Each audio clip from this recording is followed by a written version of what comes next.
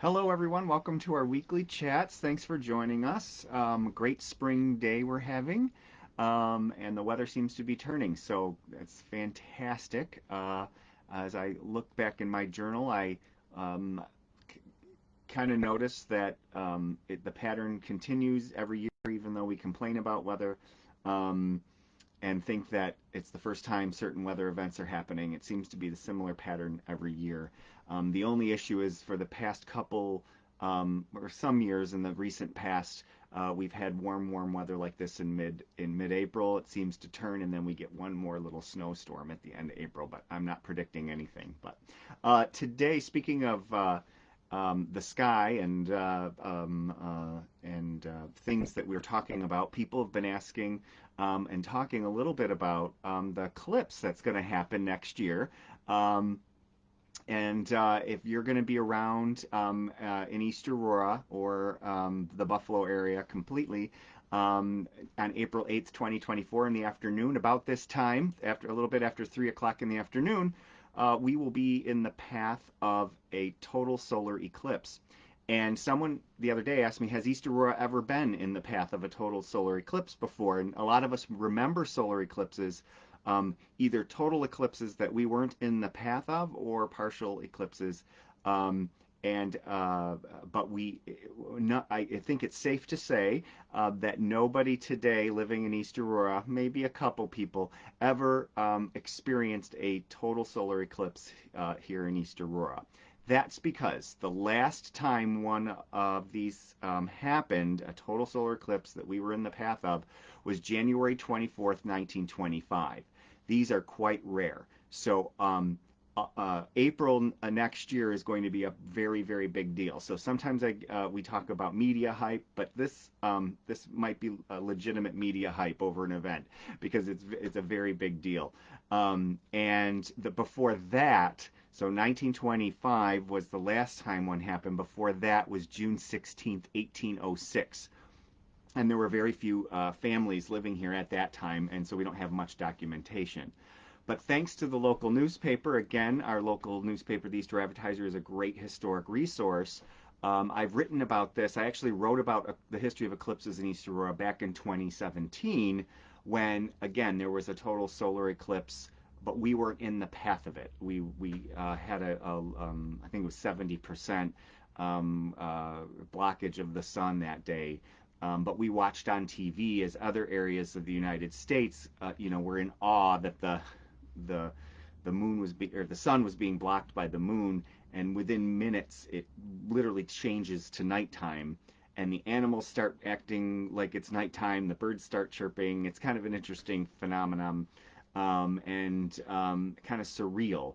Well, we're going to experience that, and hopefully the weather will cooperate. But so April 8th, 2024, what can we kind of expect in East Aurora? Well, if we go back into the newspapers of January 1925, a lot of times we talked a couple weeks ago about earthquakes um, and other events, and I'm surprised to learn that in the newspaper there's just a little blurb about it.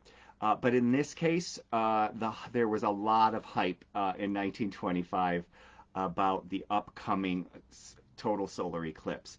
Um, the Easter Advertiser had columns for weeks about it, and actually the newspaper ran articles about how rare it was. And they were actually, I found it fascinating that the newspaper was pointing out um, how exciting it was that astronomers had figured out when the next eclipses would be, and that the scientists had figured that all out. Like today, we take for granted that they know when the next partial eclipses are, when they're going to happen, the exact moment they'll happen, where they'll be visible. You can go online and look up websites that show you where the path of total eclipse is going to be. All those formulas so, that the astronomers and the scientists have figured out.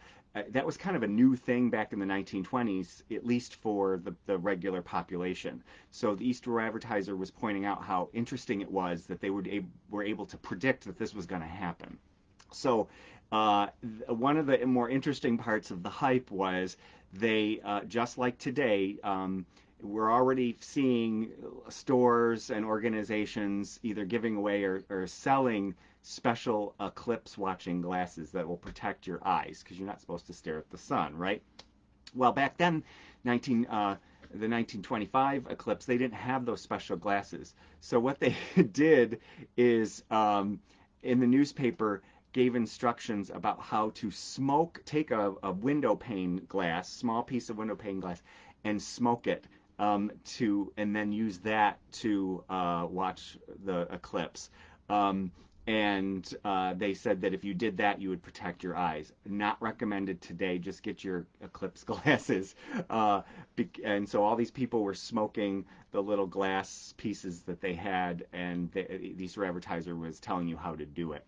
Another hype that added to this whole thing back in 1925, part of the hype was, and I don't know if it was planned on purpose or it just was kind of coincidental, or I don't know how they got this to happen, but a famed, world-renowned astronomer came to East Aurora High School, which is today the middle school.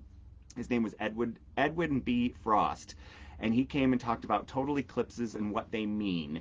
And it was a couple days before the scheduled eclipse, which happened on January 24th, 1925.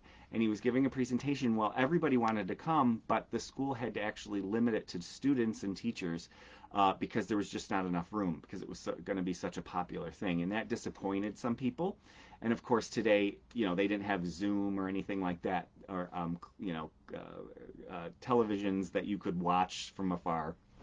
So, but the advertiser, because they couldn't allow a large crowd from the community to attend this, what would probably have been a very popular community event, they ran several columns about his lecture in the days leading up to this eclipse, which was interesting.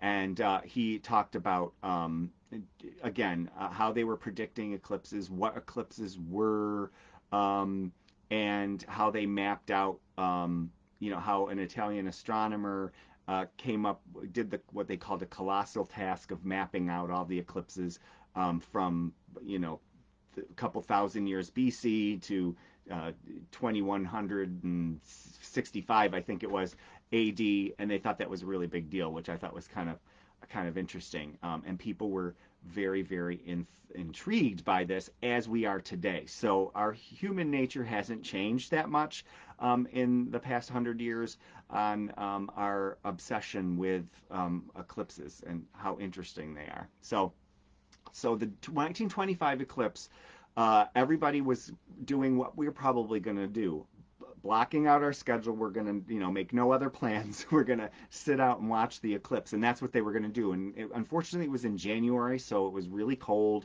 and everybody was ready with their smoked window glass that they were going to use, and it was supposed to cut off for 109 seconds.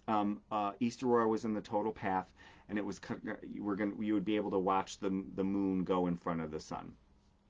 And the advertiser in the weeks leading up to it, of course, was hyping it. And then the issue right before, 2 days before, the Thursday before the Saturday eclipse, they said this will be long remembered by all those who witness its drama of rioting color. They were very colorful in their language, discussing the upcoming eclipse, and people were ready. So the hype was there.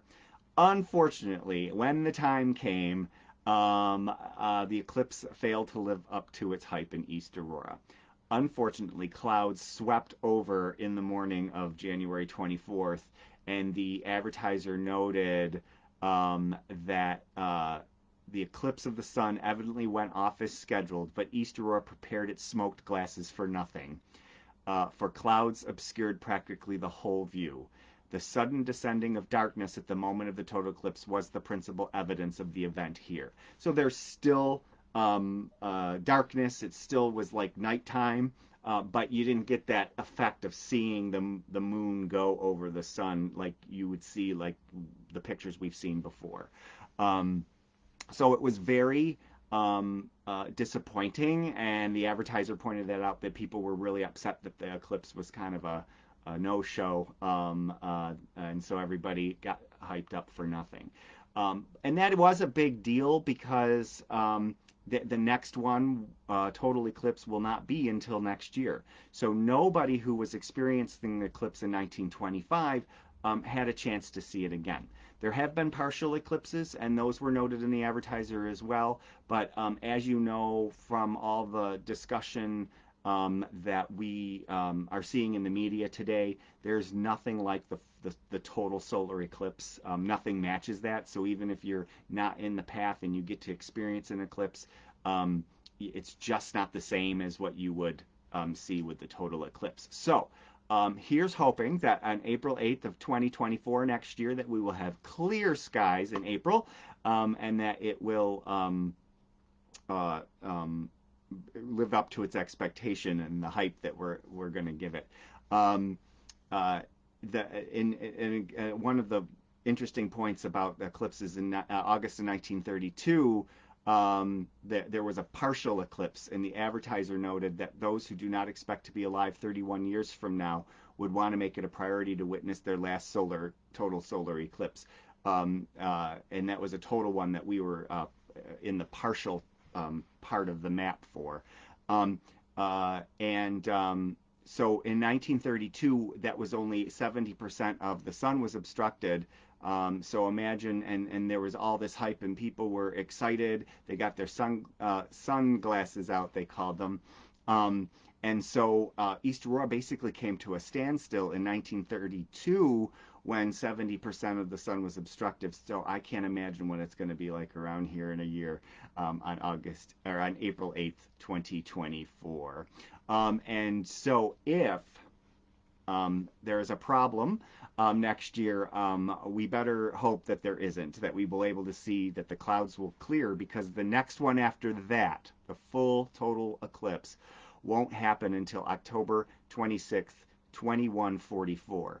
None of us will be around to see that. So send positive thoughts that the clouds clear and we'll be able to see the total eclipse. So again, as a recap, if you have anybody talking about it, yes, we have had total eclipses in East Aurora before, but when people throw around the term once in a lifetime, this is a once in a lifetime thing that's going to happen next year, because or some people aren't even around for one of them. So when we talk about April 8th and clearing your calendar, it's probably a good idea to do that if that's something you want to experience. So again, thanks for joining me.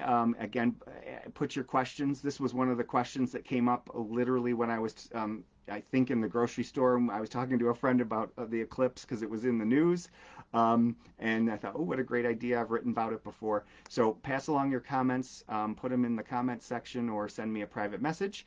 And we'll see you next week. Thanks for joining us again. And get your eclipse glasses and get ready for next year.